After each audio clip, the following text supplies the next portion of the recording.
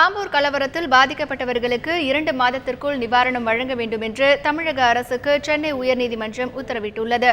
சென்னை உயர்நீதிமன்றத்தில் பாஜக தேசிய செயலாளர் ராஜா தொடர்ந்திருந்த வழக்கில் கடந்த ஜூன் 25ஆம் தேதி வேலூர் மாவட்டம் ஆம்பூரில் ஏற்பட்ட கலவரத்தில் அரசு சொத்துக்கள் மட்டுமல்லாமல் பொதுமக்களின் சொத்துக்களும் பெருமளவில் சேதமடைந்துள்ளது என்று குறிப்பிட்டுள்ளார். பலரும் இந்த சம்பவத்தால் பாதிக்கப்பட்டிருந்தாலும் பயத்தின் காரணமாக வெளியில் வந்து இழப்பீடு கோருவதற்கு தயங்குவதாகவும் அந்த மனுவில் அவர் தெரிவித்துள்ளார்.